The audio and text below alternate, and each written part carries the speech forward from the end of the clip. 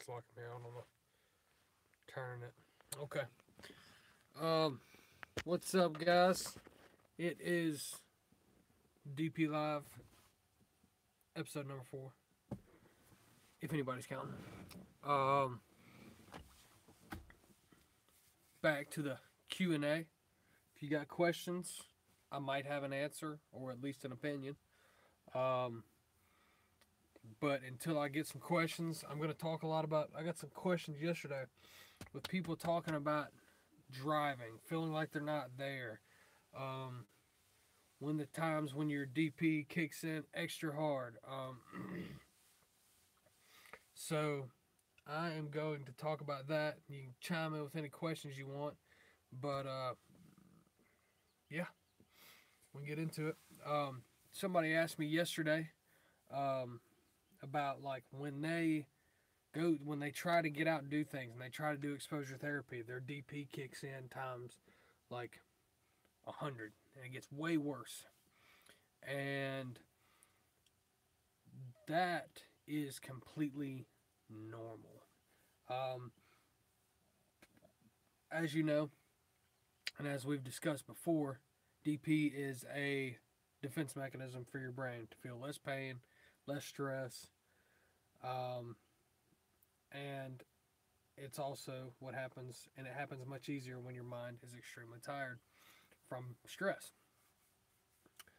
And what that goes along with is when you get out and about, you're naturally feeling more stressed. If you have DP or anxiety or panic disorder or whatever, you're automatically going to feel more stressed when you get out and about. You have more things going on. You have more stimuli in your environment per se. Cars flying by, people beeping horns, people talking, birds flying, birds chirping, general sounds, horns honking, all that kind of stuff. So when you are out and about and your DP gets worse, it's completely normal, because when you're sitting in your area, let's say home, where you feel the safest, you're automatically going to feel safer there, and you're going to feel a little more relaxed. Your DP may still be there, but you're going to feel more relaxed at home than you do out and about.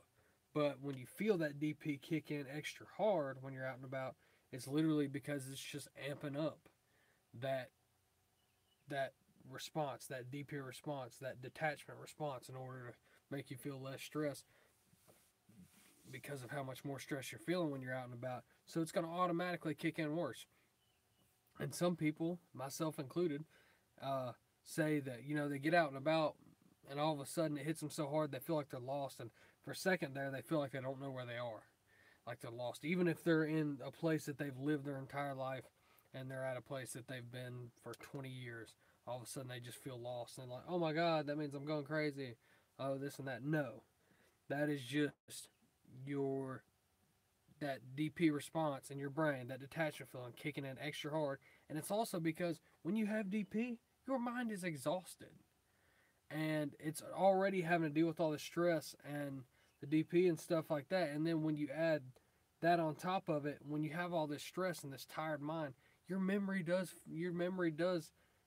get worse while you have DP. I mean, that's a fact, especially your short-term memory gets pretty terrible because your mind is exhausted, and the parts in your brain that are normally functioning to give you that short-term memory and everything are so worn out, they are not functioning properly.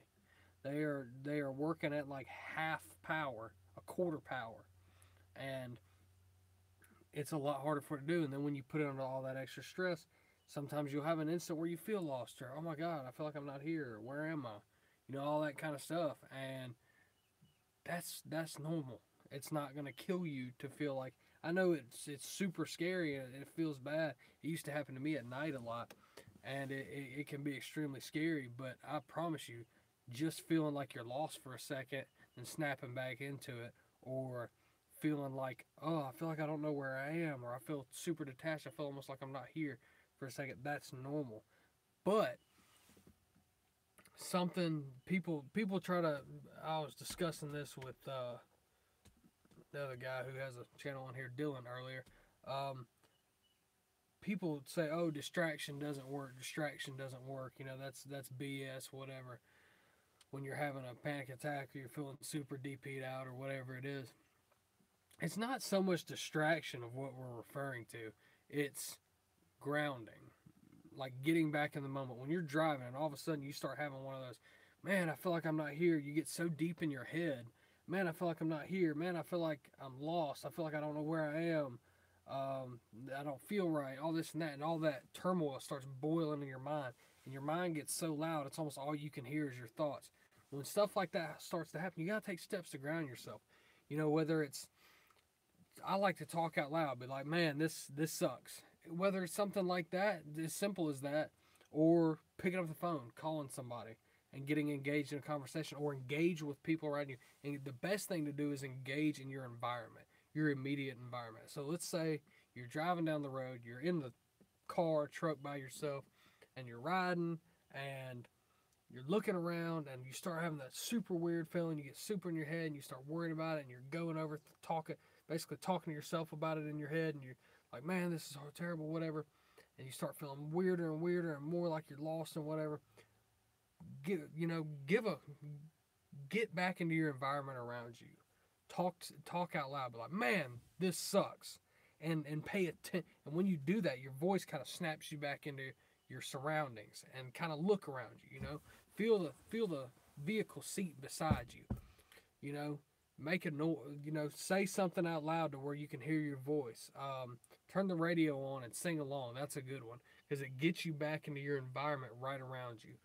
You know, see if you can smell anything. See if you can, name 5 different things around you. You got to do things to ground. When you start getting into one of those fits of feeling like you're not there and kind of getting that freak out going on, you got to ground yourself. That is one of the most important things because the more you feel detached, the crazier you feel and the weirder you feel. But if you can take a second to really snap back into your environment, it helps so much, and it'll kind of you'll still feel it, of course, but it snaps you back in enough to where you're not freaking out. You're like, I'm good, I'm all right. And that's, that can be anything. Like I said, it could be, oh wow, saying something super loud or coughing or whatever, or singing along. I like singing along to the radio. That one helps me, and it or saying something out loud, checking your surroundings, whatever. You got to engage in the environment around you. The best thing is having a conversation with a person near you. But if you're by yourself, you got to deal with what you have, and you got to figure out how to handle it on your own if you're alone. But if you have somebody around you, the absolute best way to break out of that slump is to say something, even if it's a stranger. Like, start a conversation. And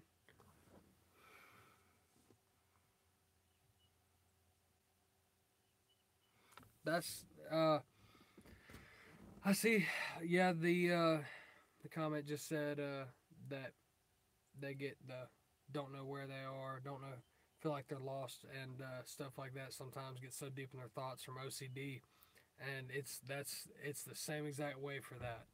It it's you get in that loop thought pattern where it's you try to convince yourself of this and you try to convince yourself of this, and no matter how hard you try to convince yourself of something, it's like you almost can't believe yourself. And that's right there is why exposure therapy is the best form of therapy, with whether it's generalized anxiety, panic disorder, OCD, whatever it is. Exposing yourself to what you're scared of over and over again until it no longer bothers you is the absolute best way, because people with DP tend to show signs of pretty much every anxiety disorder. And you can go into, I promise you can go into a psychologist's office and they will try to change your diagnosis a billion different times. Be like, well, it seems like you have generalized anxiety. Well, it seems like you have panic disorder. Oh, well, maybe you have OCD. When you have DP, you show signs of all of them. Not saying you have one in general that's going to bother you for the rest of your life or anything like that, but you'll show signs of all of them because they are all the same thing. They're all related to fear. And exposing yourself to your fears within reason is the absolute, not arguable best way to conquer your DP, your anxiety, whatever, and to move on with your life. It's the scariest way. It's definitely the most intense way, and it's the hardest to do. But it is better than any medicine or any therapy, any talk therapy, anything like that. Exposure therapy is 100% the best way. No logical, even professors of the subject will argue against that. It's just how it is because of the way our bodies work and our ability to rewire our mind to not be scared of something once we've experienced it so many times and nothing's bad has come of it. Our body and mind starts to accept on an unconscious level that that is not a threat and I shouldn't be scared of that. But if anybody has any questions, chime in, ask them. I'll read them out loud for the video. And by the way, thanks a lot, Justin, for mentioning that I wasn't reading the questions out loud. But read them out, I'll read them out loud, and then I'll do my best to answer them or give my opinion on them. But back to the driving, getting grounded, so important. You gotta ground yourself. With whatever you can. I mean, heck, you may have to pull over for a minute and get out of your vehicle in a parking lot and walk across the parking lot and back to feel the ground underneath your feet and feel the air around you and to burn off some adrenaline or whatever, get your heart rate up, whatever you need to do to snap back into the environment around you. Do some push-ups, jumping jacks, whatever you got to do. Don't be embarrassed. Everybody's got problems. Nobody's normal. And just get back into your environment. That's the best way. Grounding is the best way to get out of that feeling.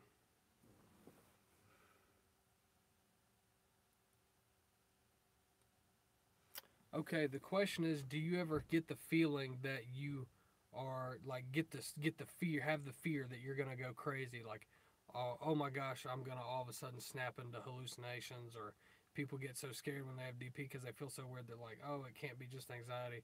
I might be gonna go schizo or start hallucinating or hearing things or whatever.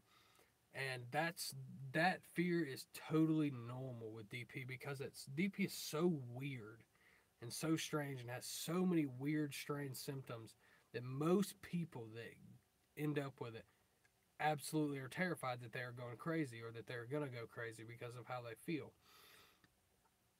And you said you have that fear. The person who just asked that said they've been dealing with DP for 7 years. I've been dealing with about the same amount of time. And the answer is, yes, I've had those fears. You still think about it every now and then, but then you have to remind yourself, I've been dealing with this for this long. Clearly, this is just anxiety, and clearly, I'm not going to start randomly going crazy or go, absolutely nuts and off the rails. If that was going to happen, and you've been dealing with it for that long, and it hadn't happened yet, more than likely, it's not going to happen. Once you've been dealing with something it doesn't even have to be that long, but that's part of that irrational fear and anxiety that goes along with DP, because you are in such an irrational state of fear all the time that things like that seem plausible. Like, oh my gosh, I could go crazy. People who are crazy and people who are going crazy don't know that they're going crazy. People who hallucinate a lot of times and things like that think what they're seeing is real. They're not worried about whether or not they're hallucinating. If they're hallucinating in their mind, they're seeing what they're seeing. And people who are going crazy don't worry that they're going crazy. They're just crazy. If you can worry about going crazy, then you're not going crazy. If you have the ability to worry about it, then you 100% are not going to go crazy. The odds are very, very slim. If it hasn't happened yet, it's not going to happen. But that's the best way I know how to put it. The easiest way is, if you have the ability to worry about going crazy, you're not going crazy. Y'all can keep rattling off questions if you want. Hey, thanks. I'm trying to get the live stream thing going once or twice a day, um, on days that I can. Um, Shoot me any questions you have. I'll give you an opinion or an answer, whichever I can come up with. The next thing I want to move on, since I already talked about the driving thing and the walking around, or with your whether you're somewhere and you feel like you're gonna get lost or um, go crazy or whatever. Since I've addressed that already, I wanted to address healthy habits of someone who's dealing with DP or a lot of anxiety and who's this deep into this rabbit hole that we call DP and have a mind that's that exhausted. Numero uno, sleep. Sleep hygiene is incredibly important. You have to get sleep. Um, and I mean good sleep, not bullshit sleep where you're like, oh, I'm gonna take two 4 hour naps a day.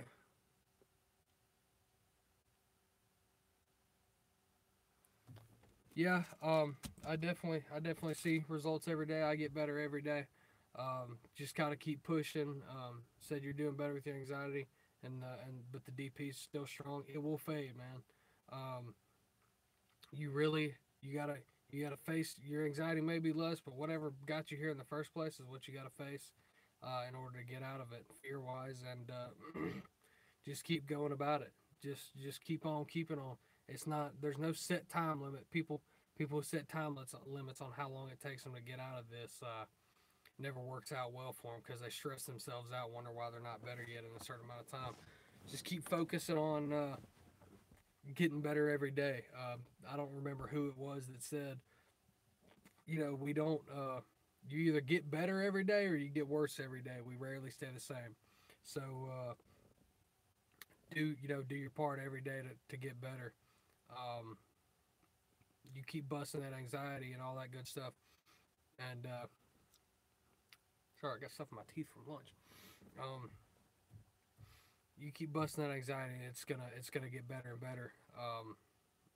Especially facing your fears and handling your business and stuff and living your life the way you want to instead of letting it control you is the best way to stop feeling so DP'd because you reestablish control of your own life. Hence my YouTube name. It's your life. But um, but yeah, sleep hygiene so important. Make sure you turn off all your blue screens, including TV. No TV, no tablet, no phone, no anything. Read a book, listen to music, draw, read. Um, an hour and a half before bed, at least an hour and a half before bed, sometimes more. The blue light in those devices has been proven to keep your brain and stuff activated and awake, and it takes at least an hour and a half for it to start shutting down in order you to get ready for proper sleep and to get into the correct sleep cycle. Um, so no tablets, no phones, no TV, an hour and a half before bed, and try to cut off liquids. 2.5 hours before bed or so, so you don't have to wake up in the middle of the night to pee all the time. I used to make that mistake all the time, and I'd be waking up peeing all night. Um, Same thing with food. Cut it off. 3 hours before bed or so you have time to process all that food out. Because if not, your body's still going to be slightly awake processing that food while you're trying to sleep, and that's just another way where your body's not fully resting as it should be. When you're asleep, it shouldn't be having to process anything. It should just be working on giving you rest. Um, so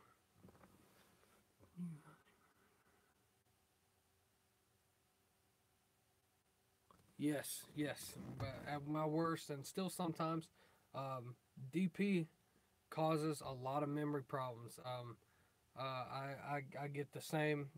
She asked if if depersonalization for me causes a lot of memory loss and a lot of inability to remember, or it feels like things happened longer ago than they did, or if they even actually happened. Like if it causes my memory to be bad, and the answer is yes, then that's completely normal. That happens to everybody because when your brain's exhausted, it's hard for it to conjure up those memories and to bring them back up to the surface. And It's hard, especially short term. Man, my long term memory is still pretty good. It's not as good as it was. I mean, it'll be back once you get out of DP and your mind and you get your brain and mind and body healthy again. Your memory will come back just as good as it always was. You got to work on your neuroplasticity. That's a conversation for another time. But yeah, the memory that's completely normal. Mine is my short term memory is still terrible. I forget to do things all the time. It's incredibly important if you have DP and you actually have a job or you actually have a lot of things you're doing. Keep a little notepad. I normally have mine sitting right here in my truck. It's just like a little bitty notepad that's small enough to fit in my pants pocket or my shirt pocket, and to where if you can remember if somebody tells you, hey, I need this done by this time, or don't forget to pick up milk from the store, things like that, because it's the little things that I have a problem remembering the most.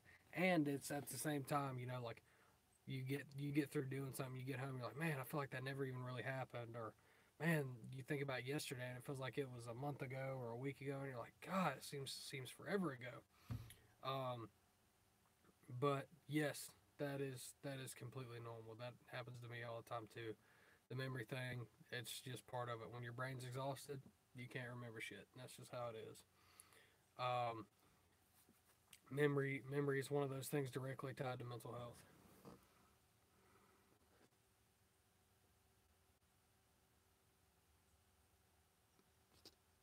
Hold on just a second. I gotta pull that back up and read it again because I didn't get all of it.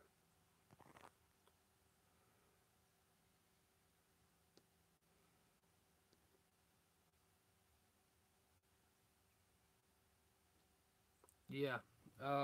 Said that most recent comment was that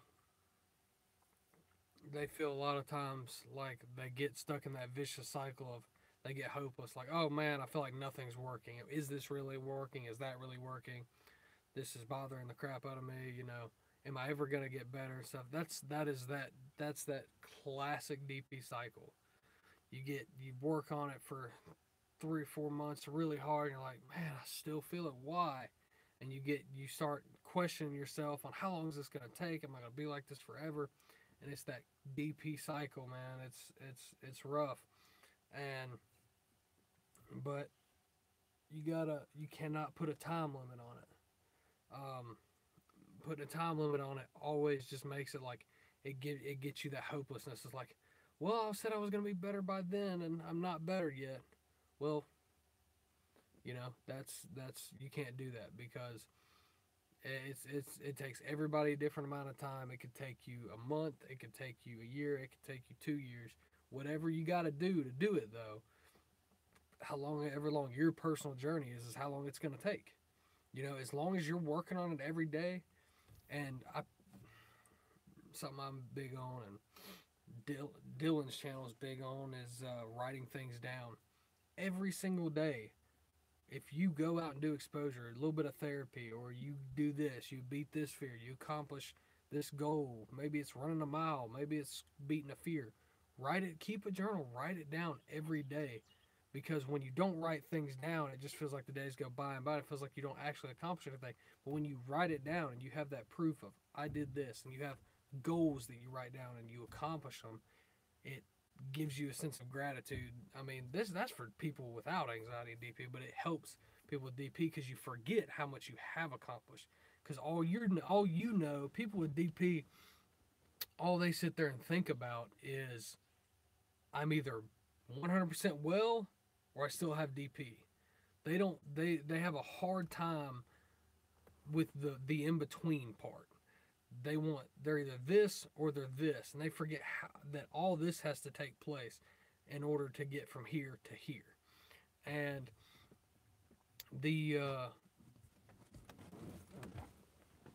it takes you gotta do the middle part too. People are like, they wake up every morning and they're like, gosh, I'm not better yet, and or they're always worried about why they're not totally healed or whatever, and they feel like they've gotten nowhere. They're like, well, I still have DP. I'm the exact same as I was on day one, a year ago when I started trying to fight this thing. That's not true.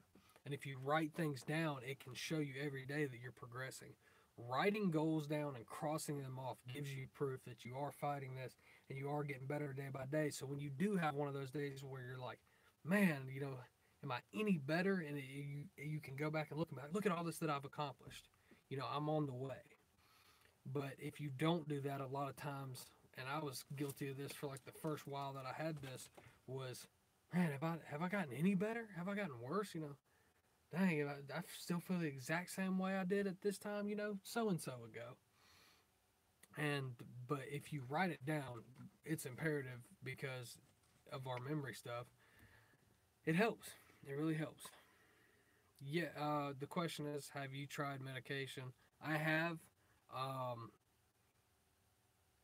I'm not a fan.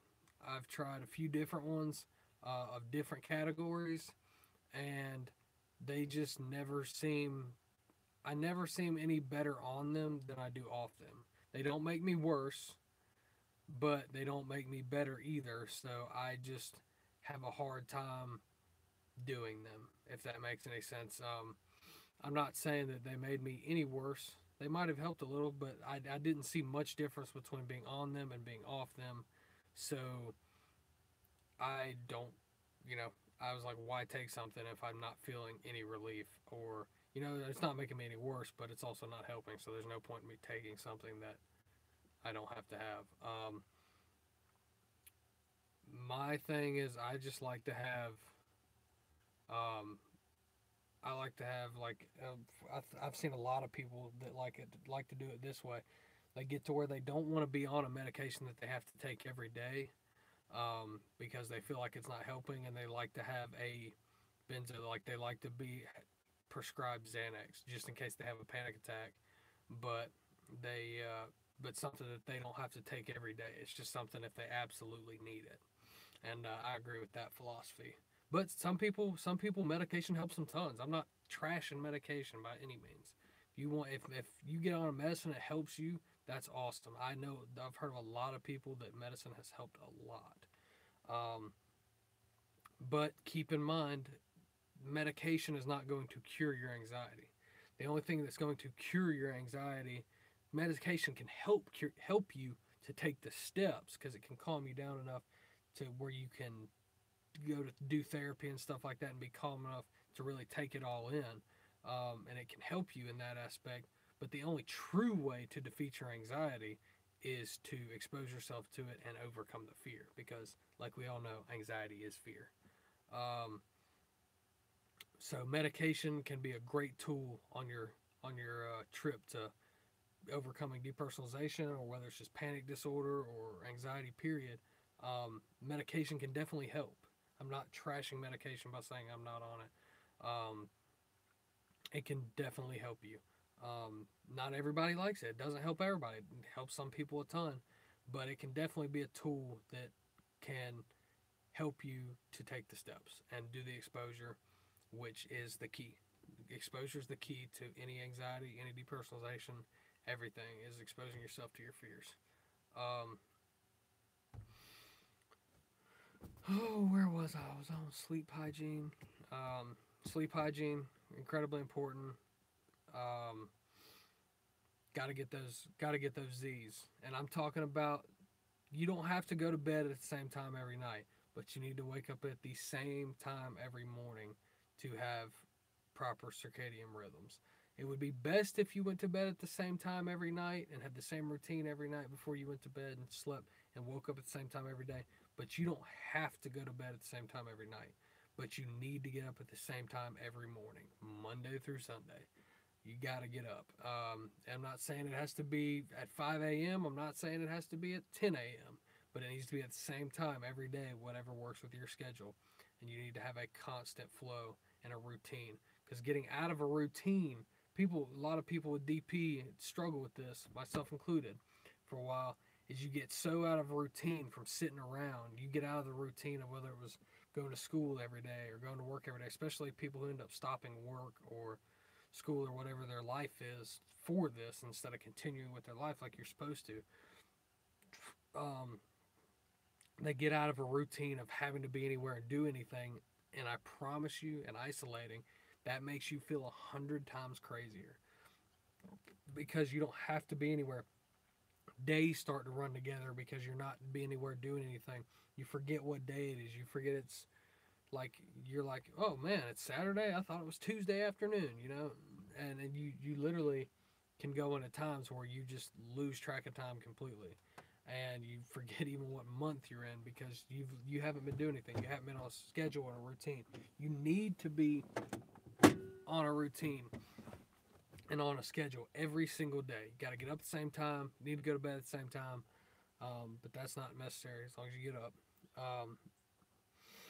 And have that pattern every day, because having nothing to do and having no schedule can make you feel just as crazy and give you just as much cabin fever as DP in and of itself. You will feel even a normal person who's not dealing with anxiety and DP, sitting in their house doing nothing, not having a schedule for a month or two, is going to feel batshit crazy by the end of it, because it's just not normal for humans to do. We're supposed to be out doing things and living a life, not sitting somewhere doing nothing.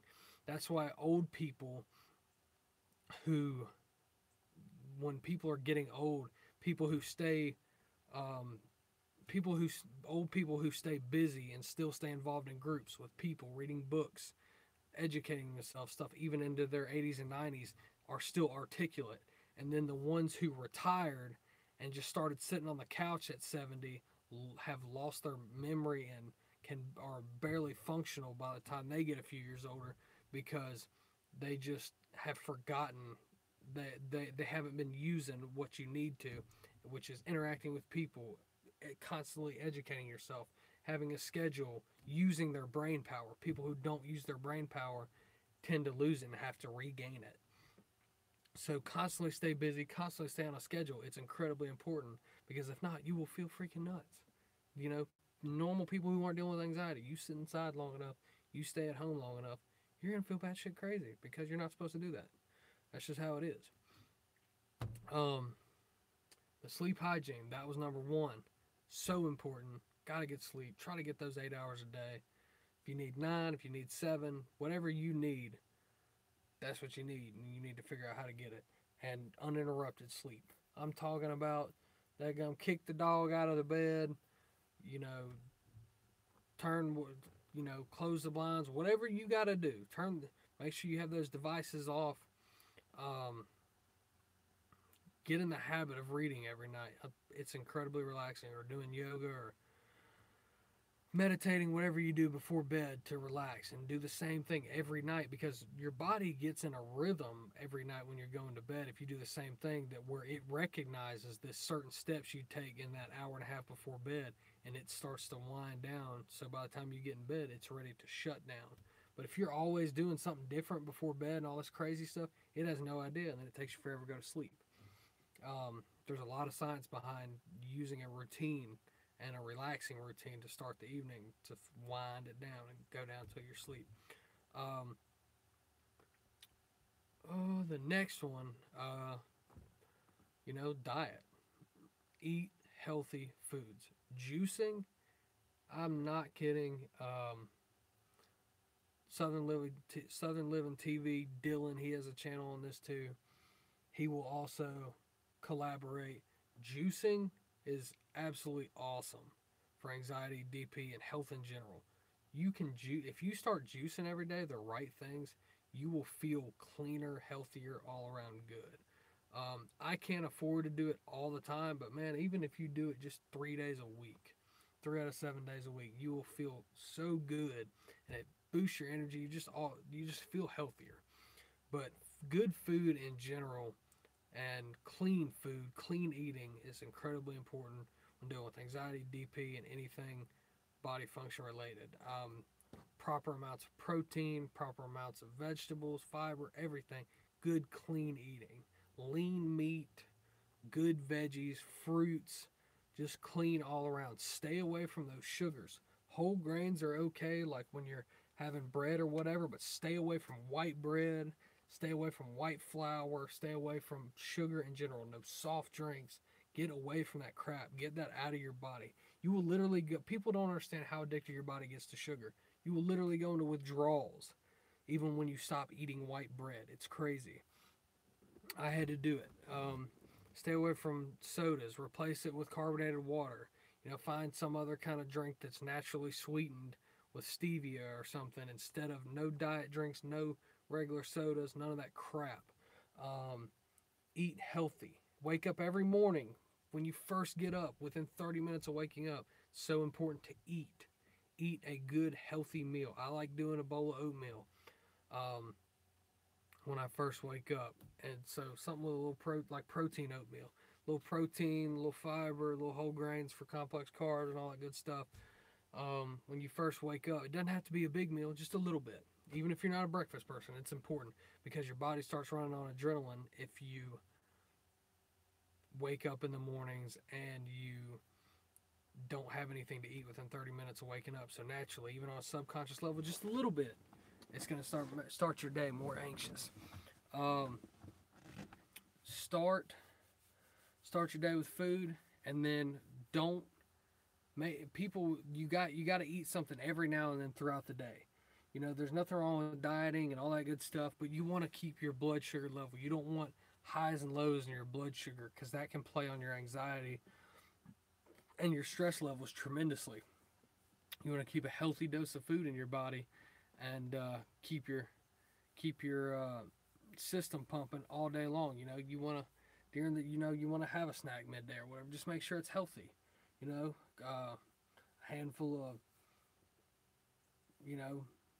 some veggies or some like fruits and nuts, whatever, throughout the day.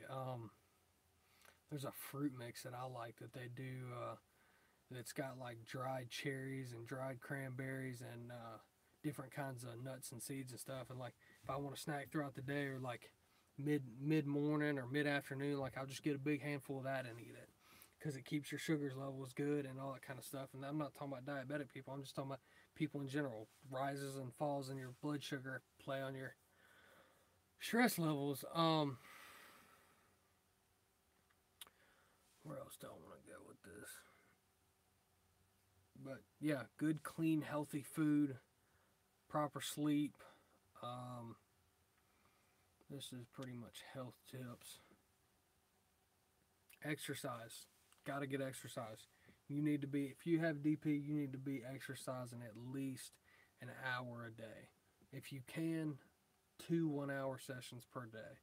If you can, 2 hour-and-a-half sessions per day, 1 in the morning, 1 in the evening. I like to go, after I eat that breakfast every morning, I like to get up and get on the treadmill every morning for 30 minutes to an hour, whether it's walking and running. If you're not sweating, it's not a workout, but it keeps your stress levels down. Hold on. It keeps your stress levels down, and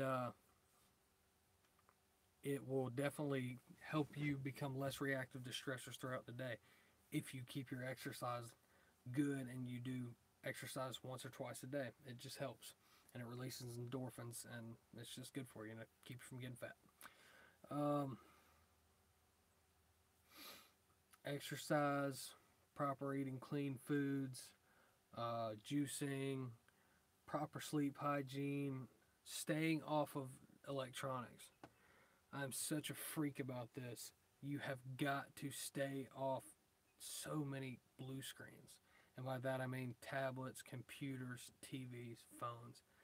Today's generations is buried in their phones, and I'm just as guilty of it sometimes, and I'm trying to work on it. Staying off of social media. Limit yourself to 10 minutes per day of time where you can look at your phone, tablet, whatever. Limit yourself to an hour total of screens per day. Like you can spend all of it at one time, but whatever it is, they need to be off at least an hour and a half before bed, sometimes 2 hours. But try to limit it to even 30 minutes. We're not supposed to be sedentary. We're not supposed to be staring at screens. And not to mention, it is so bad on anxiety watching screens all the time. It makes you more anxious. It ramps your brain up with all that blue light. And you're taking in, when you have DP, your brain's already exhausted. And you're taking in too much information. Your brain's having to process so much scrolling through social media. Because whether you see every word or not, your brain sees it. And it processes every single word and everything it sees. And the more, with the blue light and stuff, the more it just plagues your brain's energy and just takes all of it away. I promise you, if you go 2 weeks without touching your smartphone, tablet, TV, or computer, anything, no social media, no nothing, and the only thing you'd use for those 2 weeks, you might listen to a little music and your entertainment's reading, and you just go about your daily life and cut that out, you will be able to think. When you declutter your mind like that, you can think so much more clearly. I had a friend who tested this out. He's in the army. He tested it out when he went to basic training. He's like, man, we didn't have, you have no devices, no nothing. You have no TV. You have no music. You have nothing. He was like, but man, he's like, I swear, after a month of being there, I could think more clearly and I could remember things that I hadn't remembered in years, and it all started coming back to me. And he was like, I just felt like I could think so much more clearly when I decluttered my mind from all those devices and blue screens and just all that worldly distraction and chaos going on in normal everyday life now because of how obsessed we are with blue screens and phones and social media and all that crap, that he could think just, on an incredible level better than he could before. And he's a smart guy, and he tested that theory out and was telling me about it. But I thought it was pretty incredible myself. And he did that at basic, and I've heard a few other people say it too, and I've tried it, and it's true. It's definitely true. Cutting out as much of the clutter in your mind. Your mind gets cluttered just like your room gets cluttered, or your house. It works the same exact way. You got to declutter your mind. Put what's important into your mind, and it helps. Another thing is what I was referring to earlier, neuroplasticity. Work on yourself every day. I know DP sucks, but it also gives you the most incredible obsession mechanism ever. Yes, it's awful, and most of the time you're obsessing about the exact things you don't want to be obsessing about, and it's freaking you out. Use that power to obsess about something to better yourself. Like, I've been teaching myself how to weld while I've had DP. I've worked on myself. I start reading, because you can become obsessed with something and you can learn so much about it. And not to mention, that gives you a distraction. It keeps you from worrying so much all the time because you're focused on something else. You can teach yourself so many things while you have DP because you have the ability to obsess like most people's brains will not allow them to do, because your brain is in a state where it's not supposed to be. But for that case, it's actually better for learning. Your memory is still bad and stuff like that, so sometimes you have to read things multiple times, but your ability to obsess over information is quite incredible. Just don't do it too much. Don't wear yourself out. But neuroplasticity is so important. You need to be constantly teaching yourself things, learning things, whether it's just reading in history books or science or whatever you're interested in. Constantly learning new things, articulating. You cannot use your brain for only worrying and expect it. You cannot use your brain for only worrying and expect it to be properly functioning all the time, because your ability to start problem solving and stuff goes down. That's what I'm talking about, neuroplasticity. The more you use your brain, the better it works. So what I've told some people to do is, man, like, whether you think it's important or not, try it for a month and just, if I'm wrong, I'm wrong.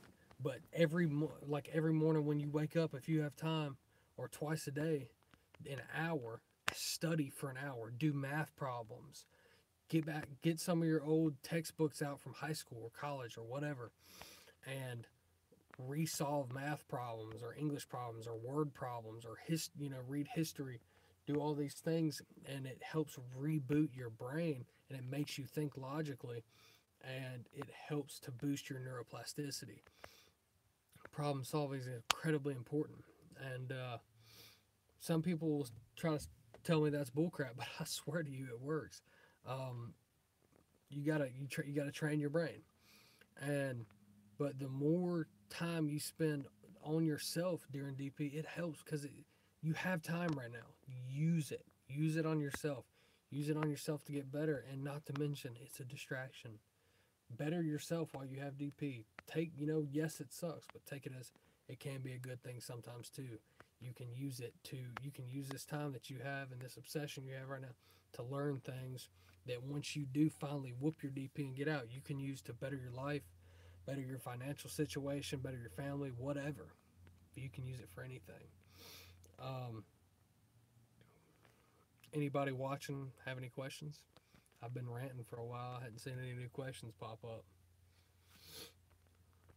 I need some new topics. I run out of stuff to talk about when I'm just talking to myself. I need interaction.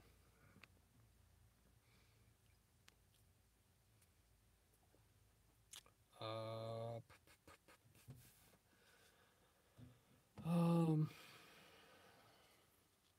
about neuroplasticity, ability to obsess. Take on a new hobby. Keeping yourself busy while you have DP is so important. Keeping your mind busy, keeping your body busy, not becoming sedentary, getting out, moving around. Um, hey man, appreciate it. I use y'all stuff to inspire me too. But for those people who end up getting stuck at home, like who people when people don't have to do anything, they're more willing to be stuck and not do anything. That's why I say people who end up getting stuck at home and get like all isolated and everything, feel like they can't go back to work or anything, or can't go back to school. Start out slow. Go get a part-time job. Not far from your house. It doesn't have to be for anything. It's not for the money. People all the time are like, oh, I don't want to go do that because it doesn't make any money, whatever. Well, you're going to make more than you would sitting at your house. And plus, it's not about the money.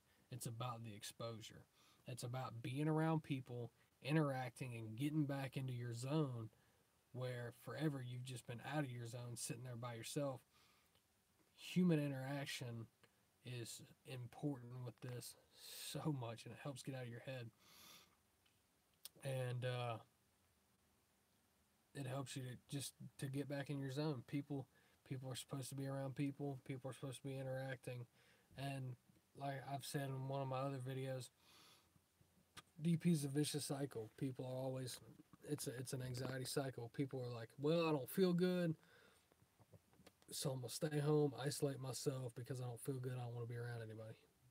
But when you stay isolated and don't feel good and don't want to be around anybody and you stay home, you feel crazier. So you feel crazy, so you stay home, but being home makes you crazy. So it literally is just doing this all the time. I feel crazy, so I stay home, but staying home makes me feel crazy. I feel crazy, so I'm not going to go out, I'm going to stay home, but being at home makes me feel crazy. And it's just around and around and around. You got to break that cycle. You got to go through things that make you uncomfortable. Start doing exposure therapy, go places, test yourself. That's how you got to do it. Exposure. If you're not uncomfortable, you're not doing exposure right. If you're not uncomfortable, if you're not borderline panicking or having a panic attack, and facing things that scare the shit out of you, then the exposure you're doing is not actually exposure. It's just some fluffy bunny version of it. If you're not uncomfortable, it's not working. All right, guys, that's all I got for this afternoon. I may do one tonight. Maybe we'll do one tomorrow. Who knows? But yeah. Thanks for watching. Like and subscribe. I'll try to keep doing these videos. Thanks.